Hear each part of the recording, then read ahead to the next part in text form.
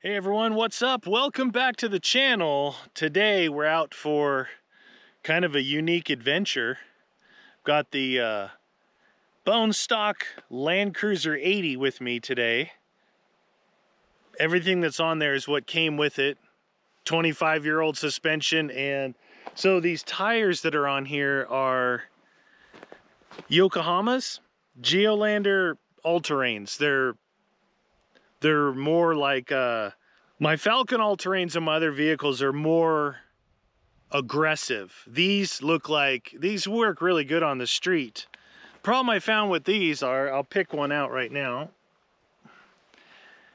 It picks up these little rocks and likes to throw it against underneath. It makes a lot of noise. But, you know, eventually I'll be replacing the tires. So let me give you just a quick backdrop and I'll move on. So we've been having monsoons every day for the last 4 days. They hit, well, this could be a caveat here, if you can look in the distance. They hit around 2, 3, 4 o'clock in the afternoon. So I thought I would have a window of opportunity to get out and go do something and hopefully be back, because these storms have been flash flooding like no joke. I'm surprised where I'm standing right now. It's a little hollow in a low area that it's not flooded. I'm gonna look this way. I don't know if you'll be able to see because it's very hazy, but there's some large mountains out in the distance. I had to come over those to get to here. I'm in a valley and I'm gonna be heading up to those mountains there via this road. So I'm gonna head out this way about 15 miles, then I could turn north and get up there. And hopefully I can do all this and get out of here before the monsoons hit, because I've got clouds. They're starting to come in from the north. But here's what I'm doing. I'm going up to one of my favorite areas to see what kind of devastation this big fire had up here. And I don't know exactly where it's at. I know a general location. I don't know how far it pushed into the area that I like to go. But over here, heading up this way, it supposedly have burned over 80,000 acres. Now this was, 2 weeks ago. And since then, we've had a lot of monsoon storms. It's helped extinguish that fire. That fire was started by lightning. And there's been, a multitude of fires up here that have happened. And I don't know how much is going on right now. See, the thing about some of these storms is there's always thunder and lightning, all right? There's always torrential downpours. But the problem is sometimes the rain part of it stops and the thunder and the lightning continues. So if the lightning hits in a dry area and there's not enough rain to immediately kind of extinguish that, that's how these big fires start.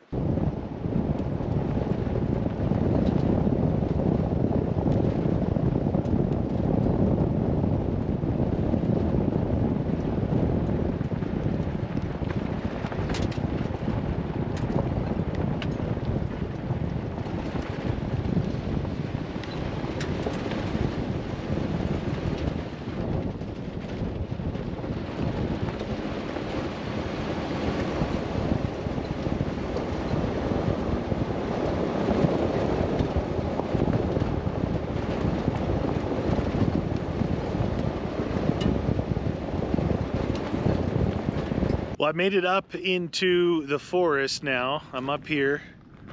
No signs of fire yet.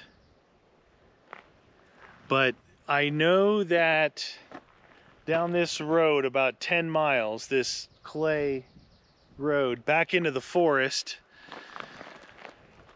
is one of the locations I've been. It's back in here is where I filmed the corned beef hash breakfast burrito. Last time down here there was snow still, and I got the Land Cruiser 100 buried in the mud and I had to dig it out. Then I cooked a burrito. So that's the last time I've been down here. But down a little bit past where I had stopped and made that burrito, apparently the fire got up to that point. So I'm gonna try and head back down in here. Hopefully it's not too muddy. I do have some wicked stuff coming in. Really dark down here, and then the really big, tall clouds, but really dark. Those are monsoon clouds, baby. But I'm gonna go back in here and hopefully not make a stupid decision and get myself in a pickle. Wow, it doesn't look like you guys can see me.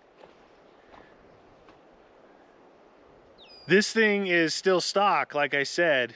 So the tires that are on it, or what was on it, no winch. I did bring a shovel, like a good size shovel, and I brought 2 traction boards. 2 of them are still in the Black Bear. So I do have some stuff in case something goes awry, which I don't want it to. I'm not looking for mudding today. I think I failed to mention this earlier, but I'm doing more than just looking for how this fire may have affected the areas that I like to go. This is the first time I've had this 80 series out at any distance, and possibly some off-roading up here. I was looking for, there was an overland trail. It's actually called Overland Trail back here, but I couldn't find it. And a couple of the gates were closed.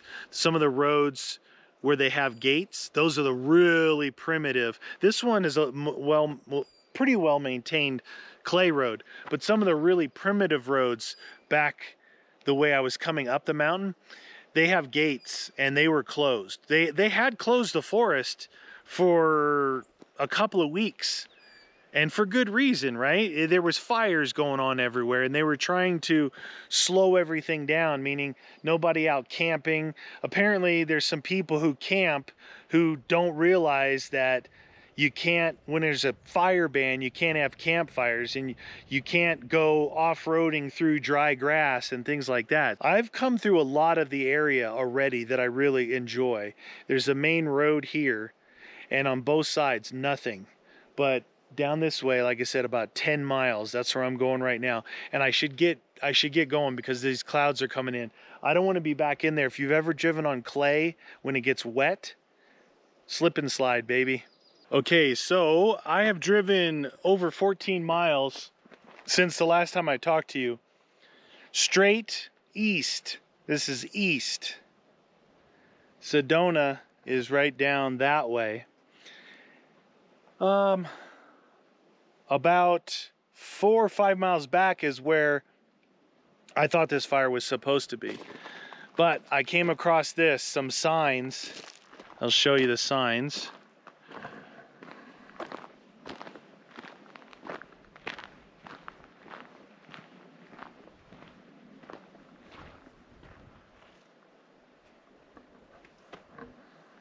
So down this road, but you look, I don't know if you're going to pick it up on camera. Right here. This is the farthest it came this way because there's nothing back. These trees are scorched. Let's go walk up to them. What I want to show you guys is these firefighters here in Arizona and the Forestry Service. They really know what they're doing. You keep a forest to where, oh man, the smell. So these are ponderosa pines, big.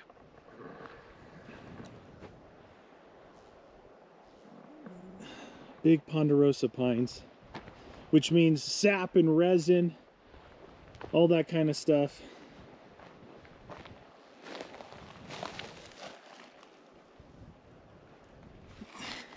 See the sap and resin? So that thing stumps. The stumps are burnt about 5 or 6 feet up on these trees, then across this road, which acts as a natural fire break.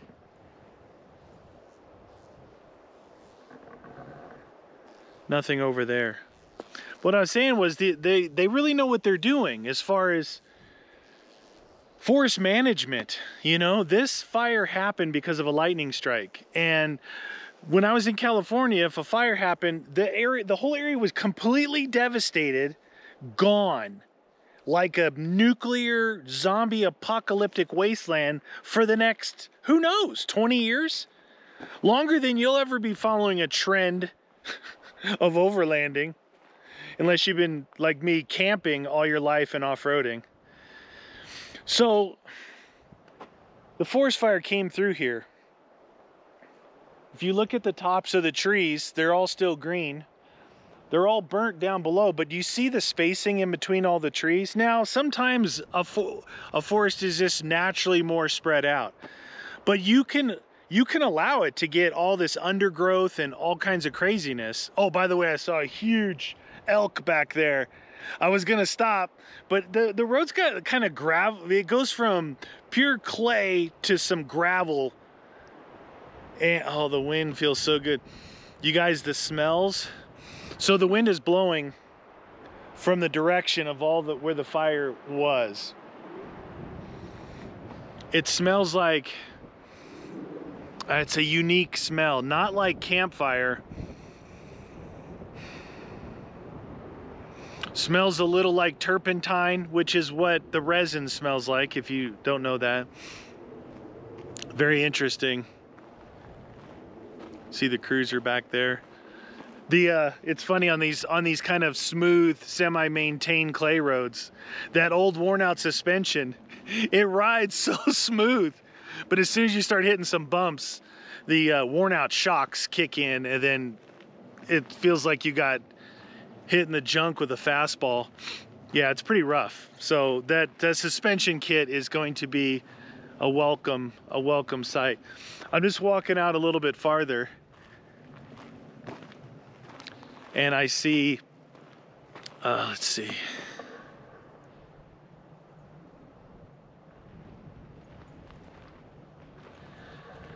A lot of the branches and stuff that were on the ground are burnt. I don't see really, there's a couple of small trees that are burnt maybe 15, 20 feet up. I'm not saying that this is how everything looks, because I saw, you know, footage on the news of this fire and it was raging. So out farther and down, it's going to be more devastation. But up here, so it started down like in the desert area, kind of like where I started this video. They've got our high deserts out here, juniper and pinyon trees. They're like giant bushes, but they're dry, like dry. And it started down there, and it started working its way up the mountain from that valley, and then get up into the ponderosa pines here. These are really cool trees. I love these trees. Now, I think they did a really good job fighting this fire. Got it out. This fire was somewhere north of Sedona, northwest of Sedona, southwest of Flagstaff. That's where I'm at right now. So a year ago or so, I took the Jeep back out this way, and I have a video of it, and it's probably called something like the second largest canyon in Arizona. And I asked the question, is that after the Grand Canyon? But there's the second largest canyon, like a Grand Canyon, is this way a little ways. And I think that's where it was burning. Now, you can't drive down in that canyon. It's one of those hikers canyons out of Sedona. And I think that place got devastated, which is a damn shame, because from what I hear, it was beautiful, you know, creek pools down in there, like you know, natural pools and things. But for me, I don't know if I'm being selfish about this, but I love this area up here compared to the national forest by me where I'm at. They're just regular kind of pine trees. They're not these really tall ponderosa pines like that are up here. If you've ever driven on the 40 in America, the 40 runs east and west, kind of on the lower third the country. If you've ever driven on that, and as soon as you go through Flagstaff and Williams, the high mountainous areas there of Arizona, you'll know these forests, and that's exactly where I'm at. I'm just probably 20 miles south of the 40. But yeah, it's I was gonna say, I don't know if I'm being selfish, but man, I am so glad that it did not get up here and devastate this whole area. Like I said, I've driven 14 miles worth of forest just to here, and all those 14 miles was a straight shot. So it's all area that I love to adventure and camp in over there, not touched. And the first area that I can see of the signs of the fire did not devastate the area. You could still camp here. You know, there's still trees. And with the rains coming back right away, the ash that hits the ground is like miracle grow for forests. Because it's a natural phenomenon, right? From the beginning of time, lightning strikes have caught forests on fire, and there was no one there to fight them, so they just burned. And then they would regrow and then burn and regrow, and it's this whole thing. Nowadays, you know, we try and control stuff, maybe a little too much. But there's other areas like California where they tell you you can't touch trees, you can't thin them, you can't chop them, you can't do anything. And a forest fire comes in there and just obliterates the area for your lifetime. Maybe your kids can go back in there 20, 30 years from now and see trees again. But that always annoyed me. They think they're doing something good for, you know, the good of the forest, but it's actually bad. There's certain things you have to do to maintain these forests. And the powers to be in Arizona, I think, do a really good job. Firefighters, the rangers, the Forest Service, all that, really good job. Well, I drove another couple miles up the road, found another sign here.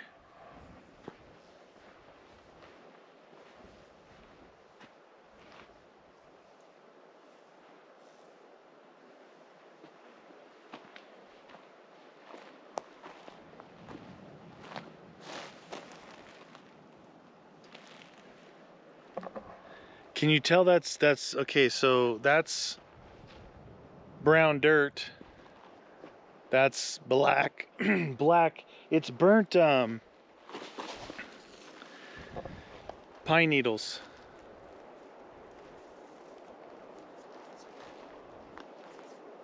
Smelling for chemicals.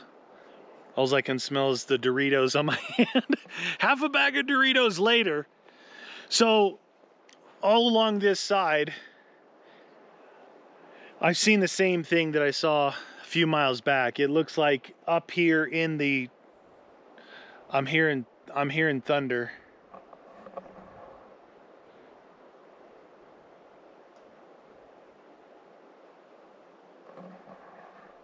Things moving in on me pretty good.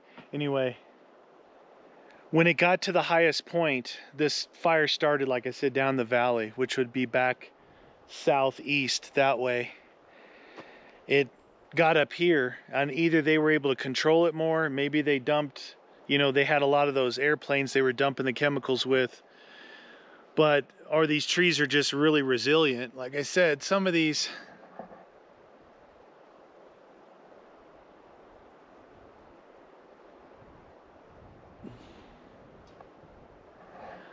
that one's burnt pretty far up, almost all the way up. Remember, these trees are full of pitch resin, you know, that stuff, the fat wood, the stuff that you use to start campfires with. Yeah, these trees are full of them. And these little pine needles on the ground are all dry. But you gotta remember one thing. Maybe you didn't know this, maybe I didn't tell you, but this fire was a couple weeks ago. Like 2 weeks ago. Since then, we've had rain pretty much every day.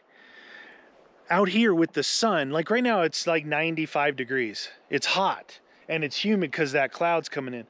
But you can see some green. That green wasn't here. And in here where the fire was, you can see some green. What happens here, and you know, this is, what do they call that? Oh, it's been too long since I've been on a biology class. Anyway, osmosis? No, that's when it permeates a semi-permeable membrane. It has something to do with the green, chloroform, chlorophyll. You guys put it in the comments. You know what I'm talking about. Water, rain, during the day. Like I said, remember the rain was hitting late in the day. So all day long, super bright sunlight, right? So you get the water and the sun, boom, in the desert. You know how fast things grow. All right. That's enough driving east. I'm gonna go back west. I saw a couple of tracks back there.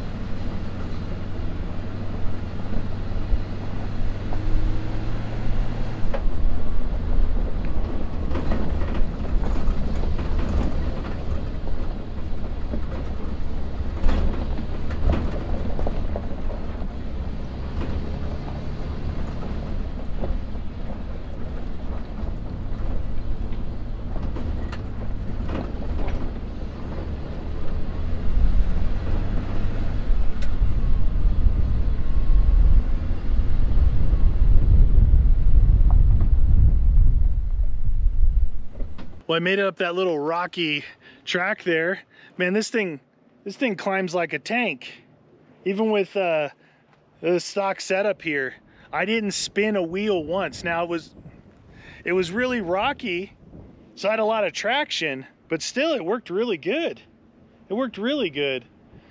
You see in the distance that way, I'm up on top of a peak. It goes down, and on that regular road, you drive through these valleys and peaks. It's pretty cool, but you have to branch off on roads like this to really get to the top of them. But I pulled up to the edge here. I'll show you what I'm looking at.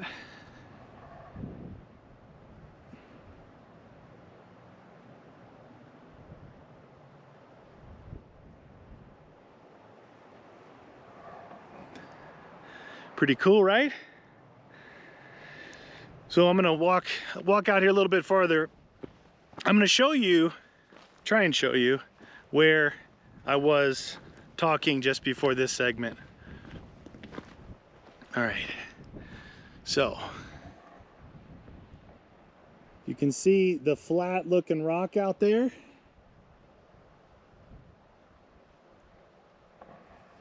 I don't know if you're gonna be able to see that far or not with this camera. That's where I was. Just at the base of that. That's where the fire was. But this whole area all good to go. Drops off right here. Some rocks. Last time I was on this track, I actually took it once before I found it. Anthony, my buddy Anthony and myself were out here in the Jeeps, and there was like 2 feet of snow. Well, I wouldn't call it snow. It's that stuff where it snows, then it melts a little, then it freezes, and it melts and freezes. It's more like ice slush. It was nasty, but it was super fun to drive through here. So a little rock formation here.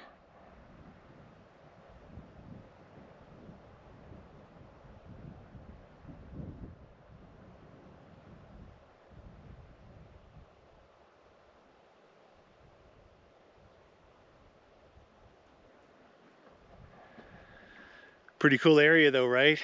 Now you can see why I like to off-road, adventure, overland, camp, do all that stuff up here. You can't see the distance, big mountains over there. Those mountains over there that you can't see are the same size where I'm at now, about 7,500 feet. And I have to travel over those mountains to get here. Thing about those are, there's not really, they're more like, different trees. It's a different forest, which is fine too, because it gives you, you know, a couple different biomes to adventure in, which is, it makes it unique and different, right? You're not just in a mountain forest. But this is a, I need to find, and I don't want to use a tablet. I don't like tablets. Yeah, I was eyeing that Garmin Overlander thing. The only problem is, the only reviews you ever see about it, it's been out for years now. The only reviews you see about it is ones that the guys, they got it for free. And they all say it's good. But then you look at other reviews, like the people who've actually bought it, and they're like, this thing's crap. But, I don't know if you can see, but it goes down into a huge valley and up. Big mountain over there. Can you see that big mountain in the distance? That's, I think 10,000 feet. I think that's, if you want to look at a map, that's called Bill Williams Mountain. I don't know if it's 9,000. Maybe it's not even that high, but it's pretty tall. Bill Williams Mountain right there. It's off in the distance. So that'll kind of show you where I'm at. But when I find, you get out of breath walking around up here, it's thin air. When I find tracks like this, it's a crapshoot for me to find them again, right? If I could get a system where I could track, I know I have a tablet. I don't like it. I don't like using it. I've tried, and I don't want to pay for things like Gaia and stuff like that because I don't use navigation that much. I would only want to, all this adventure that I do, I'd want to be able to really capture the good tracks, like the harder off-road tracks. So when my friends come to town and they want to go off-roading, I have like, oh, I got this one, this one, this one. I'm not wandering around this giant forest looking for them. And also when we do Can We Survive, and I bring Guns up here and he drives one of my vehicles, get him to come up these things and see how he does, you know? That's gonna be really fun. That's what started this whole multiple vehicle craze, was that we'd have at least 2 vehicles for us to drive on these adventures, one in each, so we could both, because driving is half the fun, right? Just riding passenger seat, that's not as much fun. But yeah, any of you guys have any experience with those Garmin Overlanders? It's a dedicated big, it's like a tablet, but it's all internal. I don't have to download maps. See, with my tablet, I have to download maps offline. It has its own GPS, but it just doesn't work that good. I don't like it. I know that's what most people use, and that's fine. Look, I don't have to like what you like. You don't have to like what I like. I don't like using tablets.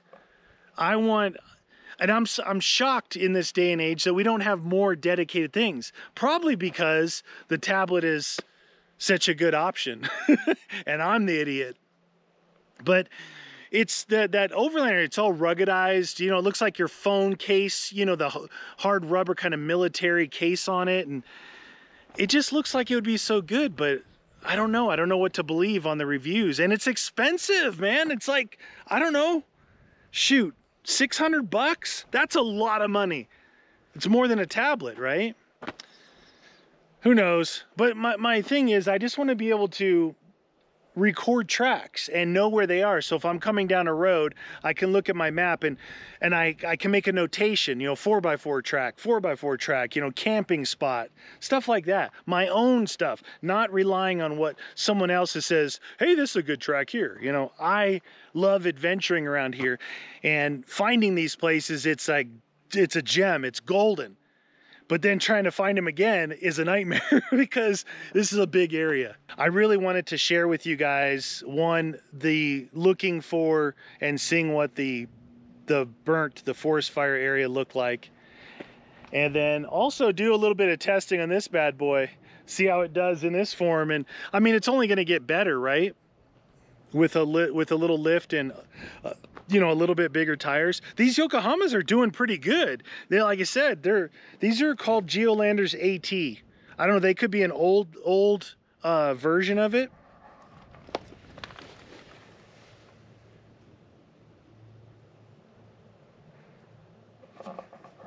$275/70 R16. The standard wheels on these things are 16-inch. And it says Geolander AT, and it says G015. And I'll show you the tread.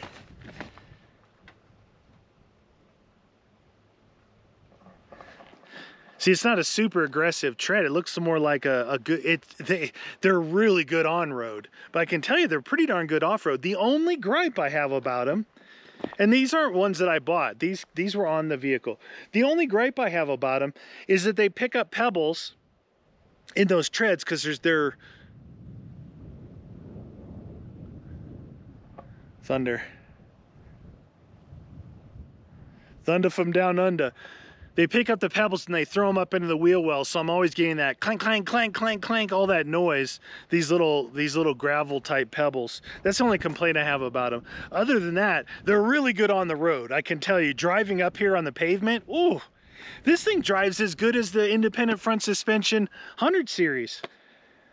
I was wrong about that. I don't know if it's just this one, but man, this solid axle on this rides just as good as the Black Bear and the Hippo.